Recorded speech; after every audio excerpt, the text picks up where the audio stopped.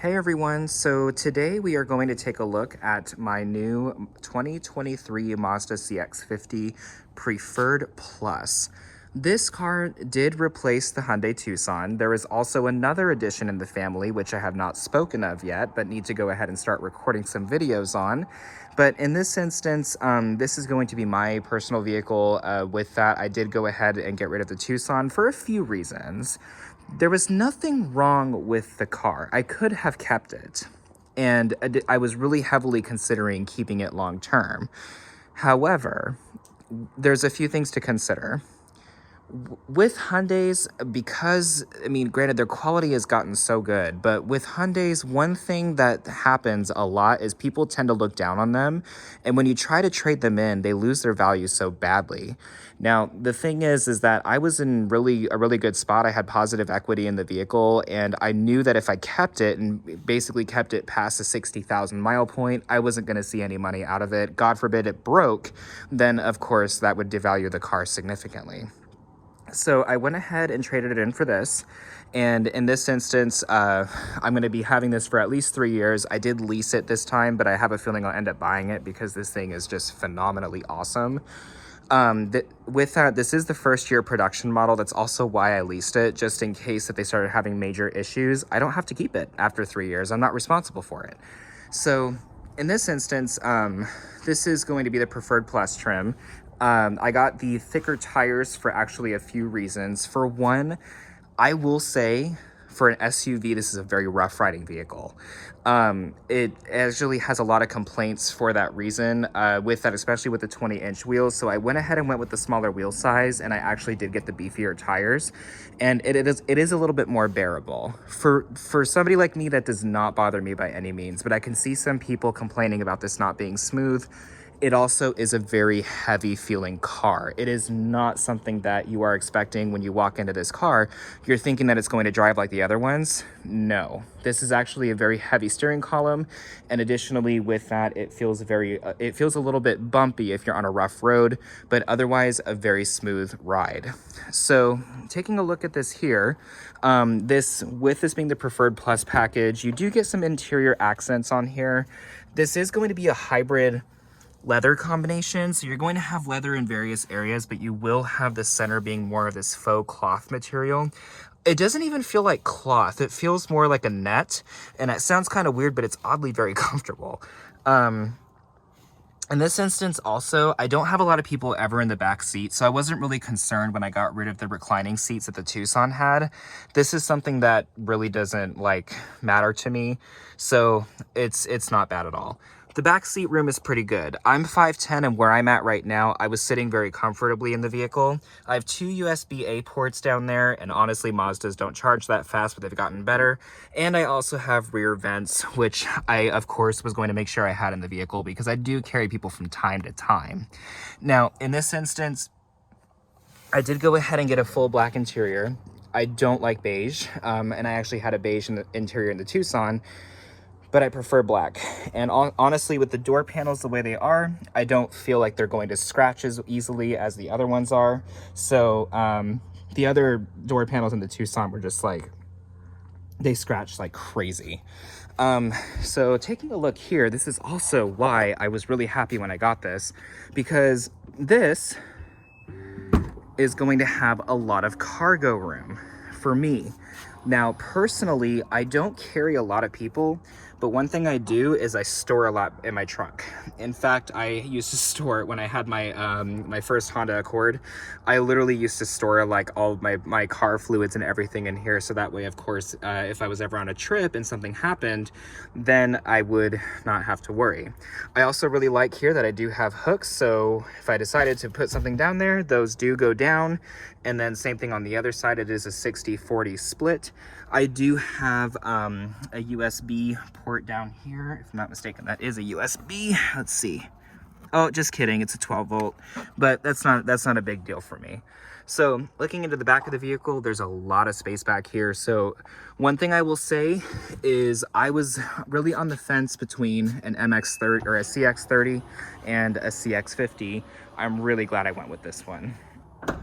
So taking a look at this here, we will go ahead and put the seat back because otherwise that will bother me. Come on, figure it out. Why are you not going back? I'm just gonna leave that right there. Aha, there we go. You just gotta manhandle it a little bit. So moving into the front, this is where, of course, the car gets a little interesting. It is not like your normal 2023 SUV. Very gentle with doors. This is why normally I have a hard time closing them. So getting into the vehicle, easy to get into. The door panel, I'm not gonna lie, I always have had a little hook here. So coming over here and having to pull this way is gonna take some getting used to, but it's okay. It feels sturdy. Overall, nice interiors here. The steering wheel is a 3-spoke and it's leather. I love leather steering wheels. In this case, moving into the center, the only gripe that I have is the cup holders. Like, why are they there? It doesn't make any sense. Put them here and put the radio controls in front of the shifter. I don't know. But all the radio controls are actually here. This big knob, you would think it's for like select terrain and stuff. It is not. This is actually how you control your radio. And this is how you turn it on and off, switch stations, and your volume. It does come with auto hold, automatic. It does come with an emergency parking brake. This does have My Drive, so I like to think of this as X mode on Subarus. You do have the ability to change from normal to sport mode, but you also have the ability to change to off-road mode. So this will, of course, optimize the all-wheel drive system to make sure that you're getting traction to the correct wheels. But in this instance, I don't see myself taking this off-road very often. If I do, however, I at least have that security. That's also why I did move into this vehicle from the Tucson. The Tucson did well. I mean, it does. It's a front-wheel drive car. It wasn't bad. But in this instance, there were times where we would have to get ourselves out of a situation in North Carolina. I don't anticipate moving, but school can sometimes play tricks on you. So I said, let me go ahead and get something that is going to be optimal in order to be able to drive. So in this instance, that's what I did. So all of your climate controls are here. With that, it's dual zone climate control. It's a very simplistic interior design, which I really like. The screen up here is good. And when I turn the car on, in this instance, it is pretty easy to use. There's our nice Mazda chime. Of course, this is how I were to go ahead and use, this is how I'm able to use my radio, and then additionally also I can move to the right, and then I can get to Apple CarPlay. In this instance, it is push button start, and these are your steering wheel controls. The buttons on the steering wheel, I won't lie, I'm a little bit concerned on how these are going to age, but in this instance, I don't worry about it right now. The center console you can customize. The tachometer is going to stay, but the speedometer, if you hit this info button right here, you can change it to where you'll just see a normal digital speedometer, or you can change it to this. I prefer, honestly, to have the drive information in there. So in this instance, I am not going to be too pressed on it. And to be honest with you, it's not going to show much, but it's going to show enough. So I'm personally going to be probably leaving it on this because I prefer to have an analog speedometer. That's just me, however. This, of course, is going to have automatic headlights in terms of your brights there. And then additionally, it has basically all of the essential features that you're going to need in a vehicle. So with this being the Preferred Plus package, it's also going to have a moonroof. It doesn't open all the way, however, so it's not something you're going to get like a full-blown rain in your car situation. It is going to open up just like a regular sunroof, but of course with that, you have the glass available for the backseat passengers. The infotainment system, again, is very easy to use. It's not touchscreen, so that is going to take some getting used to, but it's not unbearable. One thing I will say is I'm very impressed with how the gas mileage is going to be on this vehicle. This is a 2.5 liter. I did get the naturally aspirated. I did not want the turbo. And it does actually have 187 horsepower, and it has a 6-speed automatic transmission. Now, initially, when I went to go look for a car, I wanted an 8 to 10 speed transmission V6. I was thinking, I'm going to get an Acura, this and that. I was quickly humbled by the markups that these dealerships are doing. So in this this instance, I thought it was going to be an issue on this car, but I'm not going to lie. Honestly, the 6-speed pairs very well with this engine. And I like how the gearing is a little bit closer from second to third, because that's where my Tucson fell on its face. This one actually seems to hold very well in terms of holding the gears, additionally confidently shifting, and it is firm. I also like what Mazda does. They lock up the torque converter very quickly and they keep it there. They don't like to disengage the clutches, which I actually really do enjoy, because something like a Toyota 8-speed, for example, those are very busy when it comes to torque converter clutch engagement and disengagement, etc. And so in this case, this one will lock it up and that it is shifting through all 6 gears, and it is not going to release. It will only release once you get into a low speed. So in this instance, that's where we're at there. This is a little bit of a gripe. My husband hates this, but this is going to be opening this way, and there's not a lot of room in there, but honestly, I'm not too pressed about it. Like, it doesn't bother me by any means that this is how that's oriented. That's not a big deal. So seats again up front, they are comfortable. I will say, however, they're not as comfortable as the Tucson, but I could live with it. It is just a little bit more stuffed in here, which honestly, that doesn't bother me, but it's just an observation that I have made. But I don't feel, honestly, that I would get like any back pain or anything if I were to sit in this vehicle for a long trip. Your heated seat controls are here, and might I say, you will get back sweat all the way around, and your ass will literally light fire. These heated seats are very, very strong, so that is something that's going to take some getting used to, in my opinion.